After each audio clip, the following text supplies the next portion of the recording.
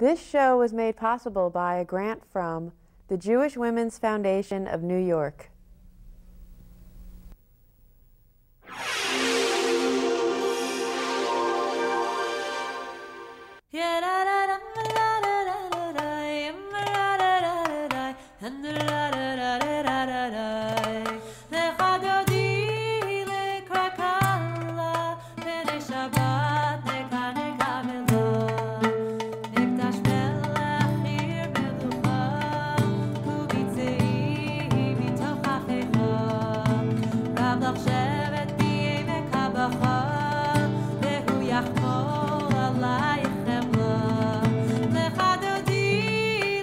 Welcome to Jewish Women in America, a television series to celebrate the contributions of Jewish women to U.S. society. I'm Blanche Wiesen-Cook, and my guest today is Grace Paley, a woman who has brought beauty and meaning to our lives with her acclaimed poetry, stories, essays, and her unwavering dedication to peace, equality, justice. Welcome, Grace Paley. Hi, Blanche. I'm so glad you're here. I'm glad to be with you. It's, you know, to prepare for your moment on this series, I had the great good fortune of rereading some of my favorite poems and your great stories. And this book, Just As I Thought, which is a book of essays that really, in some ways, turns out to be a kind of memoir, a political memoir. Yeah, right. And so I guess, I mean, I can go on and on about Grace Paley. Let me turn it over to you. All right. How did you get to be Grace Paley? I mean, I know from some of your writing that you grew up in the Bronx. I grew up in the Bronx. Which is where I grew up. Oh, yeah? And that you were watching gangs fighting each other? No. No? Okay. No, the only gangs that I used to see were near the park, and they were the Trotskyites and the Stalinists.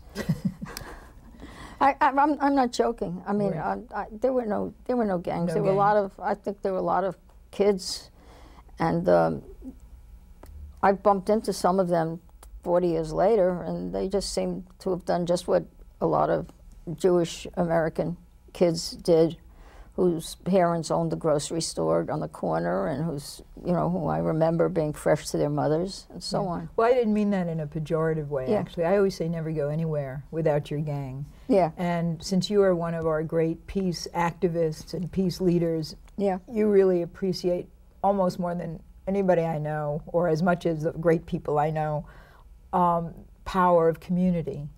Yeah. Where did that come from? Well, I think that actually I was not entirely part of that community in the Bronx. My father was a doctor on a street where most of the people were out of work. I was born in 22, so this is like 32. I'm 10 years old or 9 years old. I was very aware of what was happening on my street, that people were out of work and hanging around. The men were just didn't know what to do with themselves, and I was and my family, on the other hand, though, so in a sense that made me a little different from the people on the street. But on the other hand, my family already had a history of radicalism. My aunt swore she would give me the first flag of the ILG, that she was, but she never did, of course. Workers Union. Yeah, right, but she didn't. My parents had to leave Russia because they'd been going to jail so often. To prison, I should call it more, that my grandmother, by the time they were 20 years old, got them out of the country, my father and mother, where they came here and settled and became annoyed with me if I went to jail. They did? Yeah, they said, well, where we were was okay, but here you don't have to do that. Your grandmother and your aunt lived with you in this house? Yeah, and my aunt, and from time to time cousins stayed with us. And your aunt was a big influence on you? She was a... No, I think they were all, the family was, and their mixed up politics was, and I mean, my parents were socialists enough to send me so that I went to, I forgot what the name of the place was, but I became a falcon. The communists were pioneers, the children, but they were socialists, so I was a falcon.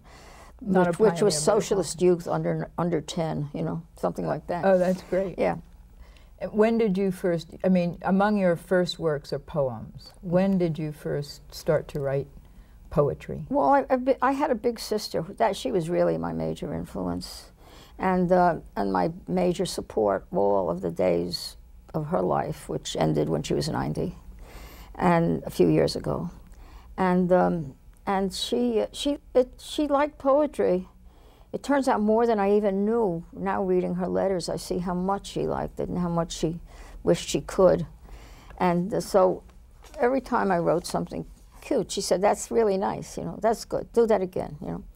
That's what everybody needs. Every child needs somebody to say, "That's very nice, do it again," you know. So you started writing poetry at home? Yeah, I wrote it at home, you know, before I was in my teen, I tried little quatrains and stuff. But by the time I was in my teens, I was a serious Poet. Took poetry very seriously. And among, I mean, there are 2 books of your collected poems. Yeah. There's The Little Disturbances That's the of Man. stories. Those are the stories. What was your first published poetry? Well, I didn't send stuff out. I was very shy about it, and I hardly sent. I did send out some stuff. I remember when I was about 21, and I got a few poems published in a magazine called Experiment, and I never sent things out for another 25 years. Really? Yeah, I just, that didn't seem right, or whatever it was. I kept trying this and that. But now we have collections of your poetry Right. that are just wonderful. And then there's this really terrific Long Walks and Intimate Talks, a collection of stories and poems and paintings by Vera Williams. Yes, by my friend Vera Williams. Which the Feminist Press published. Right. And they were originally a calendar for the War Resisters League. But a calendar means something ends in a year, right? Right. So the Feminist Press picked it up, much to our happiness. It's a beautiful book.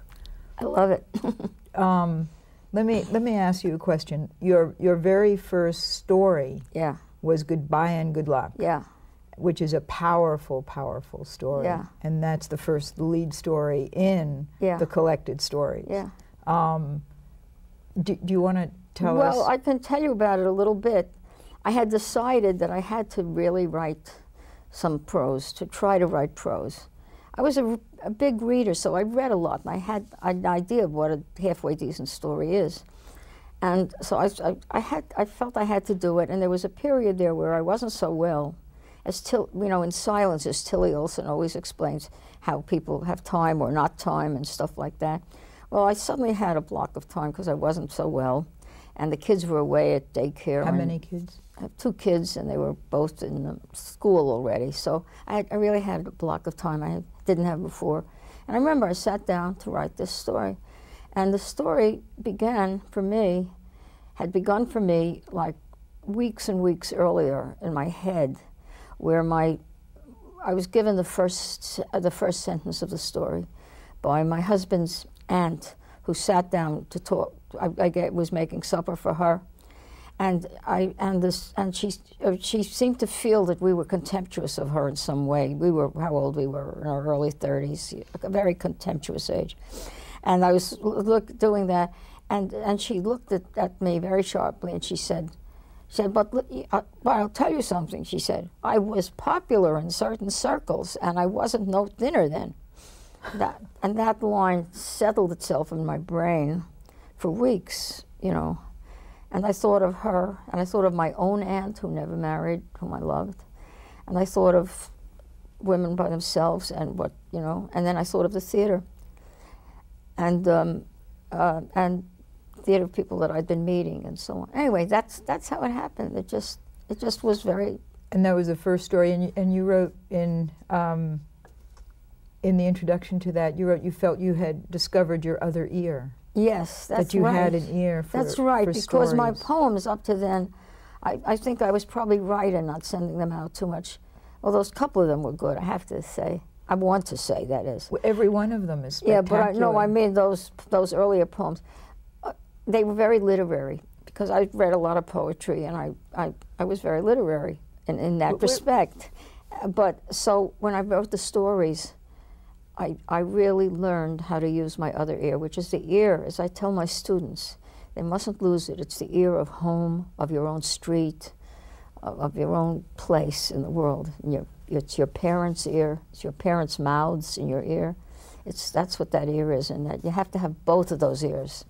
And you do, and really your poems and your stories are about plain people in plain language, so that every word is so immediate.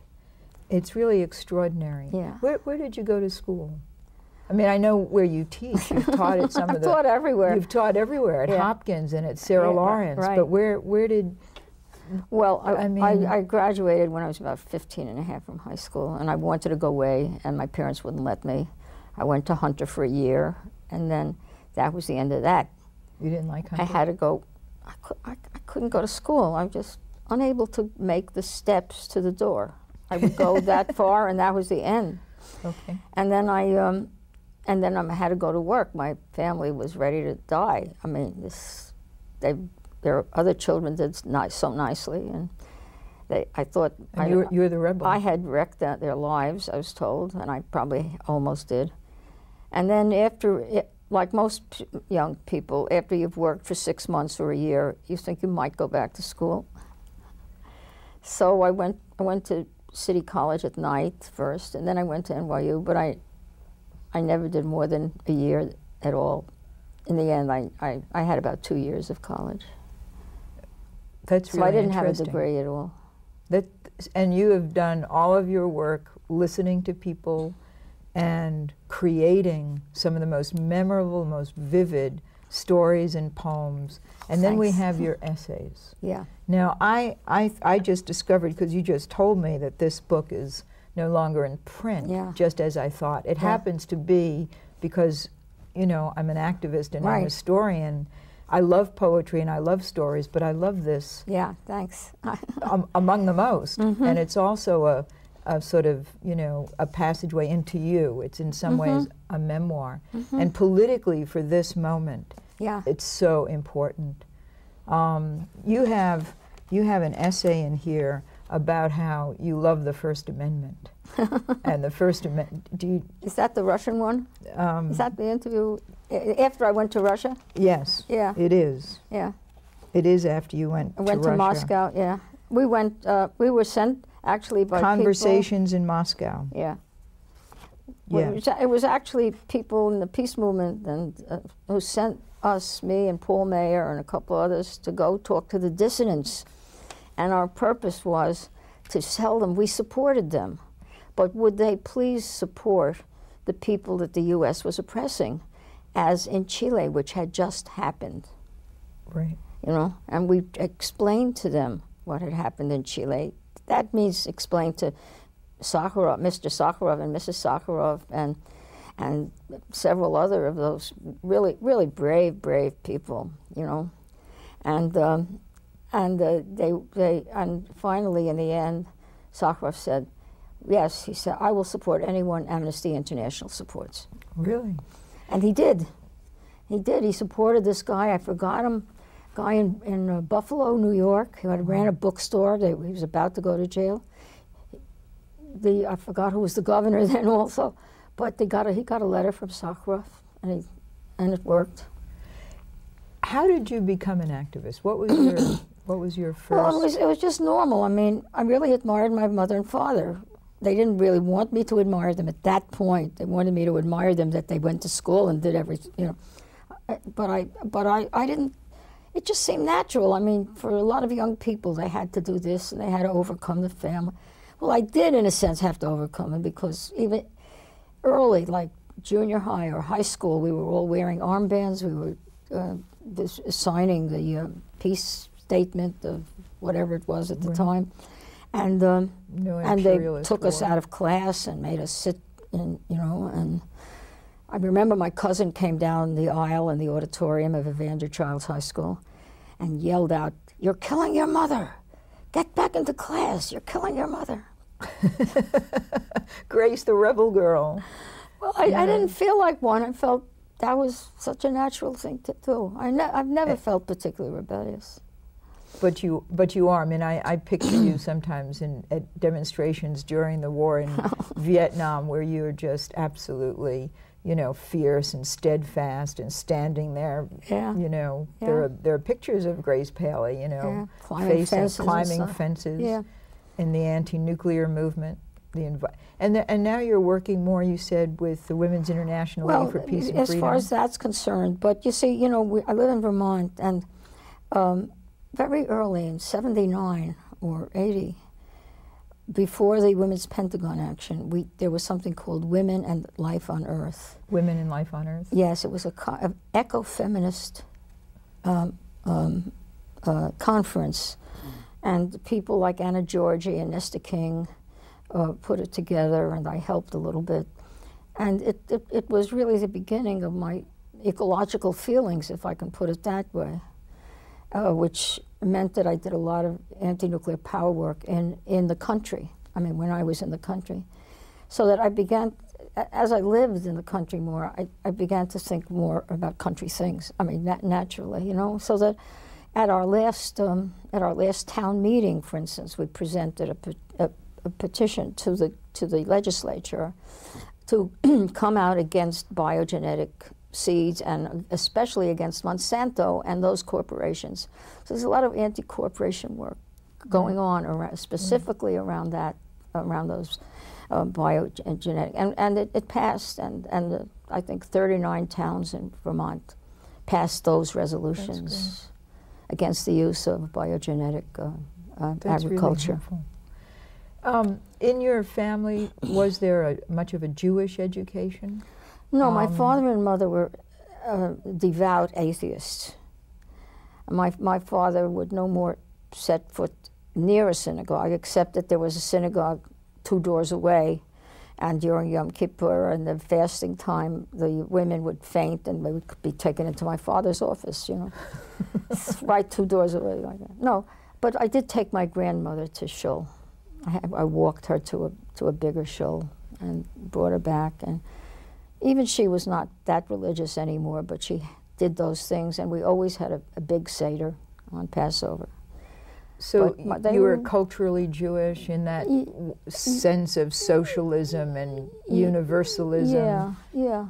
In the Emma Goldman, Rosa Luxemburg sense? Yeah. I mean, we just, the family in general was for Eugene Victor Debs. I mean, you know, they would vote socialist, but they were very anti-Russian, anti-Soviet, but I liked working with groups. You know, one of the things as for a poet and a writer, I've never been individualistic. I always had a strong sense of working with others and the importance of others being there, not just me and my big mouth, you know. Right. And so that I joined the students' unions. I mean, I always saw to it that I was working with other people.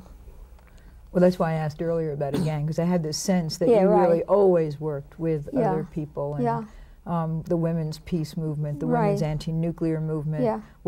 Weren't you one of the founders of that group that went to the nuclear base? What was it, Seneca? Well, the nuclear power at Seabrook. We did that, yeah. You did that. And then down to, all over Vermont, down to the first, down to Guilford and the nuclear power plant there. I mean, we really worked against that. And that was an interesting chore, because you had to talk the anti-nuclear power people into seeing that they were related to each other. Right. Had to bring those two movements together with hard talk and lots of dialogue. You really worked hard on that. I did. We all did. Those of us who felt that way did. And there are essays in this wonderful book, just as I thought, that really lead us through it. You know, I just want to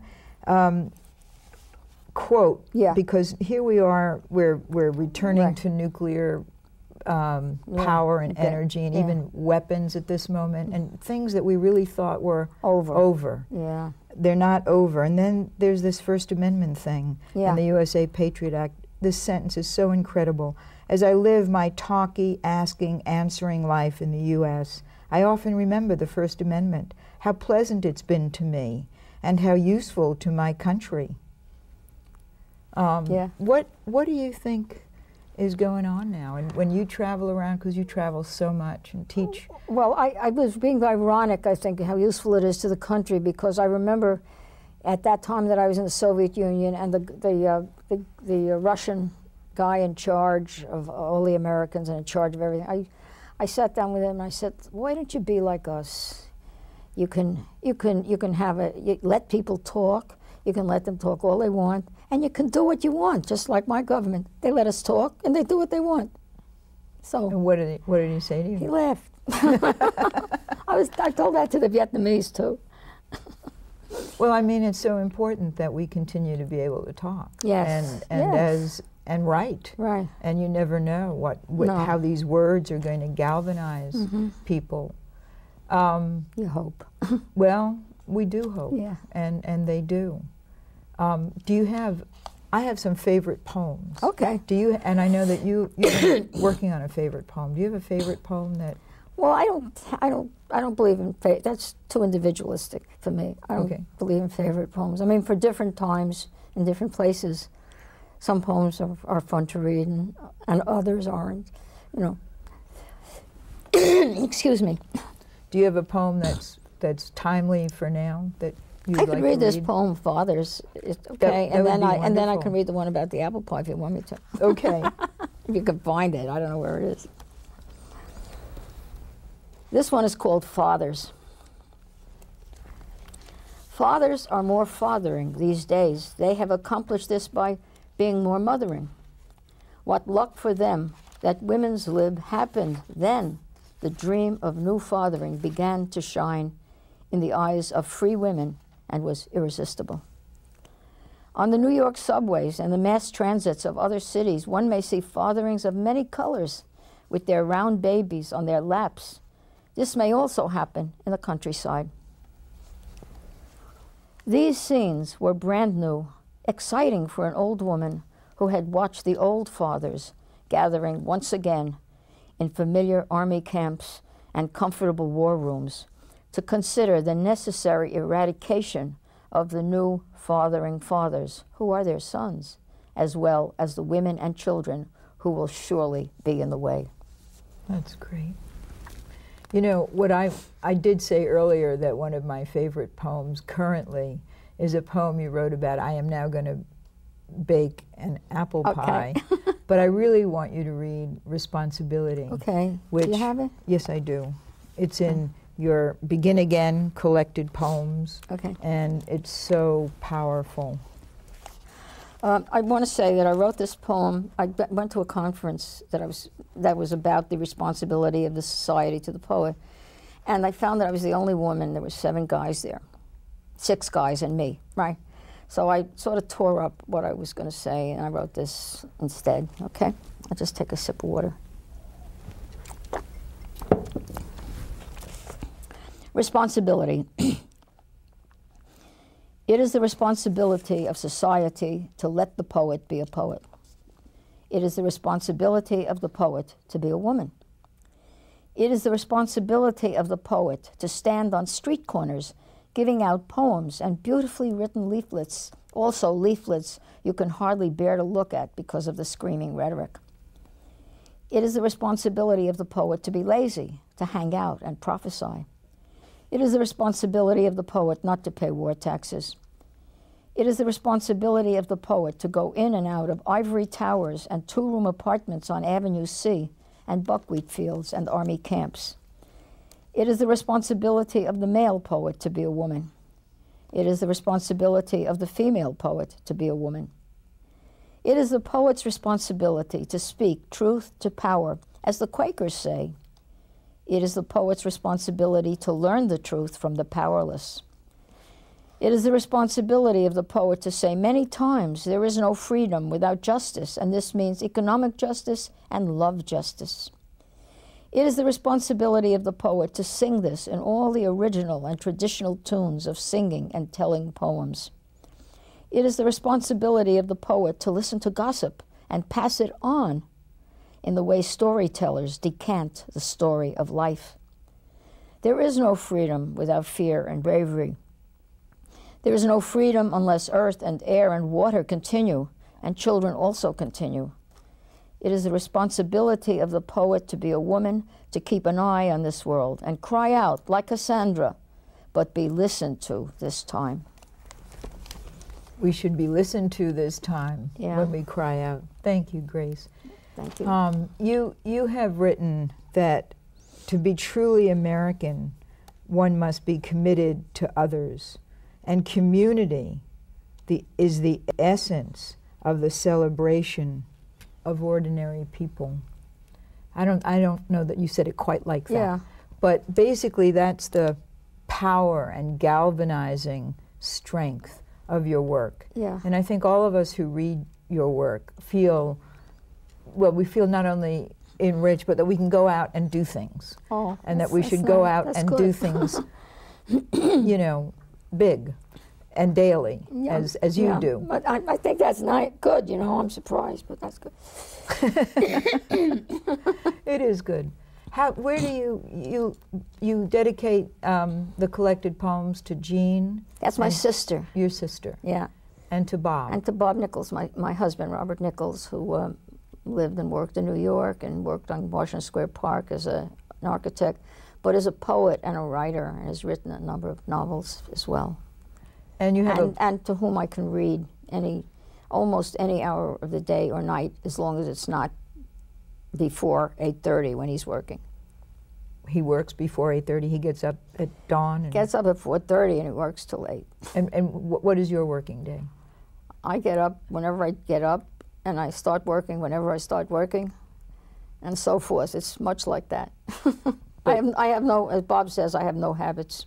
You have no habits. That's wonderful. Yeah. Well, I don't know about that. But you have visions. What is your vision for you know, what do you think folks should be doing as we face the future?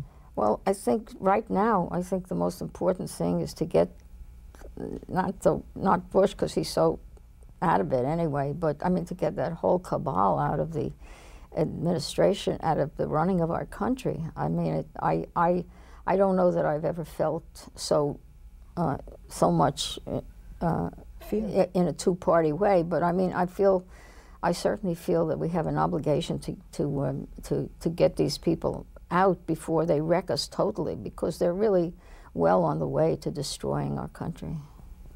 Grace Paley, I can't believe it, but we're out of time. Oh, help, help.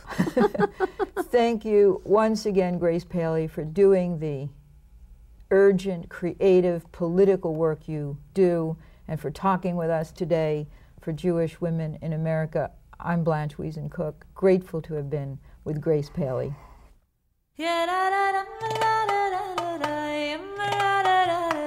And